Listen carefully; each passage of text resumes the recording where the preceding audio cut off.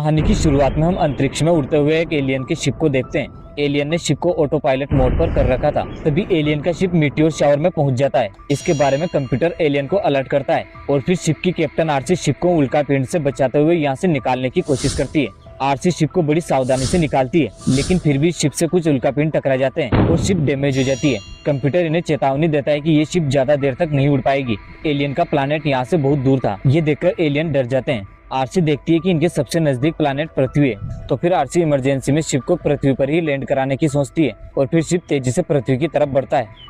इधर धरती पर हम मार्विन नाम के एक आदमी को देखते हैं। मार्विन कई सालों से एलियन की खोज में था। तभी इसके सिस्टम इसे धरती की तरफ किसी चीज के बनने का संकेत देते हैं और मार्विन जब बाहर आकर देखता है तो इसे एलियन का शिप नीचे गिरते हुए नजर आता है। यहीं पर हम केसी नाम की एक लड़की को भी देखते हैं और केसी भी शिप को नीचे गिरते हुए देख लेती है। अचानक और बड़ी तेजी से नीचे गिरने की वजह से इस शिप के कुछ पार्ट्स अलग अलग जगह पर गिर जाते हैं।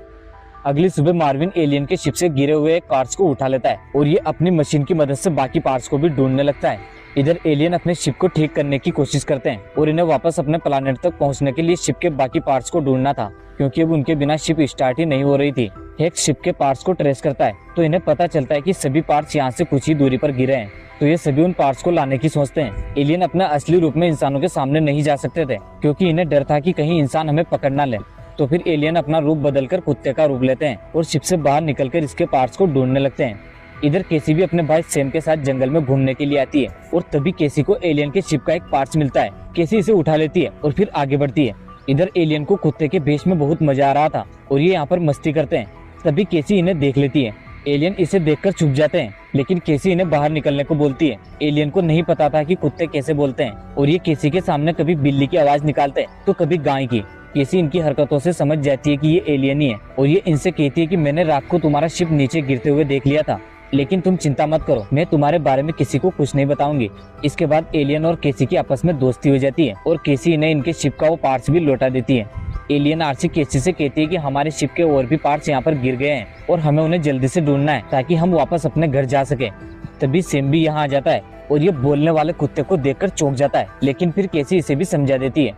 इसके बाद आरसी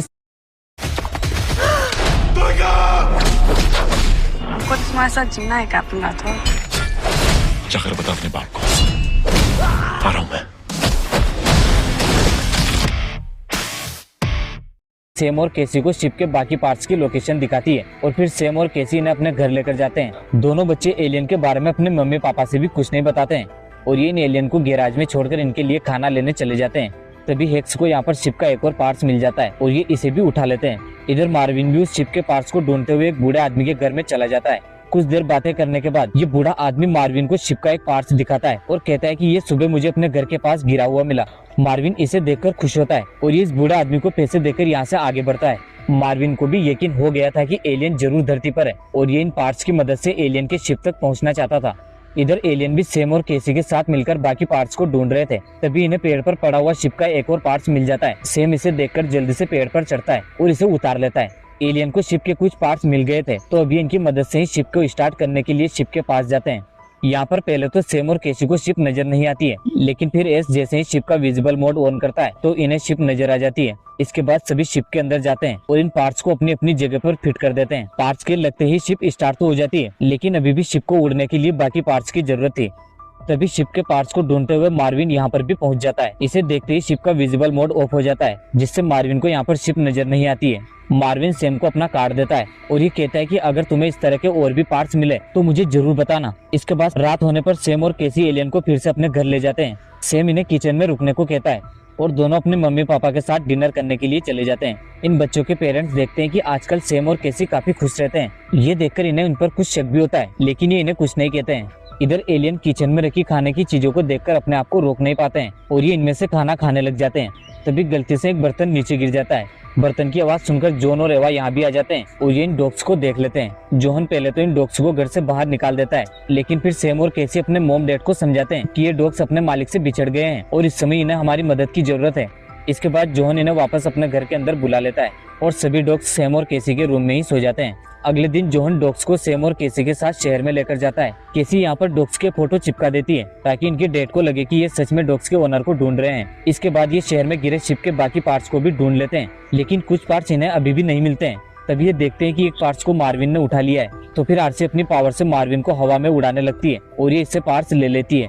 मार्विन को यहाँ पर एलियन के होने का शक होता है, लेकिन सैम और केसी एलियन डॉग को अपने साथ लेकर यहाँ से भाग जाते हैं और कार के अंदर बैठ जाते हैं। मार्विन इनका पीछा करते हुए यहाँ भी पहुंच जाता है। तभी जोहन मार्विन को पहचान लेते हैं और ये इससे हाई करते हैं, लेकिन फिर मार्विन छिप जाता है। सैम जोहन से पूछता है कि तुम मार्विन को कैसे जानते हो?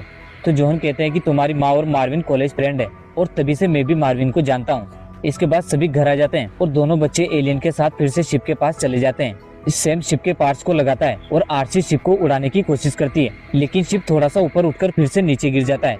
यानी कि अभी भी इन्हें शिप को दूसरे प्लैनेट पर ले जाने के लिए इसके बाकी पार्ट्स की जरूरत थी। ये देखकर सभी दुखी हो जाते हैं क्योंकि शिप के बाकी बचे पार्ट्स मार्विन के पास थे। तो फिर सैम एक प्लान बनाता है और ये एक मैप के अंदर एलियन डॉग को मार्विन के घर के अंदर जाने का रास्ता बताता है। सैम कहता है कि जब मार्विन हमारे घर पर होंगे तभी तुम वहाँ जाकर बाकी पार्ट्स को उठा लेना। इसके बाद रात को सैम के कहने पर जोहन मार्विन को अपने घर डिनर पर बुलाते हैं। मार्विन भी यहाँ पर आ जाता है और फिर ये सभी साथ मिलकर डिनर करने लगते हैं। मार्विन जब सैम और केसी के घर पर था तभी एलियन डॉग मार्विन के घर के अंदर पहुंच जाते हैं और ये यहाँ पर शिप के बाकी पार्ट्स को ढूंढने लगते हैं, लेकिन फिर मार्विन अपने घर में लगाए कैमरे में इन डॉग्स को देख लेता है। मार्विन सोचता है कि ये उस शिप के पार्ट्स को ढूंढ रहे हैं तो ये जरूर एलियन ही है। कुछ देर के बाद हेक्स को यहाँ पर शिप के बाकी पार्ट्स मिल जाते हैं और ये जैसे ही अपने कॉर्नर की पावर से पार्ट्स को उठाने लगता है तभी इसके ऊपर एक पिंजरा गिरता है और हेक्स इसी में कैद हो जाता है। मार्विन ये देखकर बहुत खुश होता है और ये सैम और केसी से कहता है कि अब मैं पूरी दुनिया को बता दूंगा कि एलियन सच में होते हैं। ये जानकर सैम और केसी दुखी हो जाते हैं।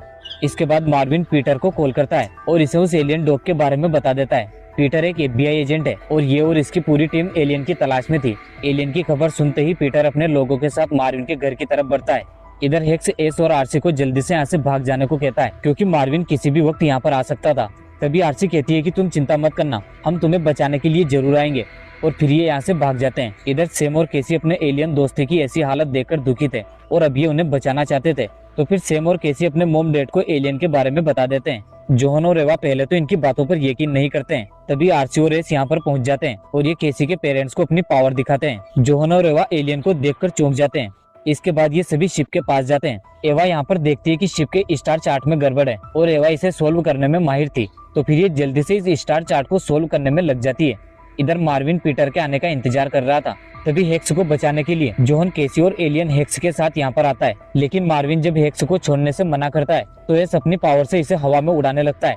तभी मार्विन इन्हें बॉम्ब का रिमोट दिखाता है और हेक्स को मारने की धमकी देता है। ये देखकर एस मार्विन को नीचे उतार देता है। मार्विन इन्हें यहाँ से चले जाने को कहता है। तभी केसी रोते हुए मार्विन के पास आती है और मार्विन से माफी मांगते हुए कहती है कि मेरे एलियन दोस्तों को कुछ मत करो, वो बस अपने घर जाना चाहते हैं और इसीलिए वो अपने शिप के पार्ट्स को ढूंढने के लिए तुम्हारे घर में घुसे थे। मार्विन केसी की बातों से इमोशनल हो जाता है।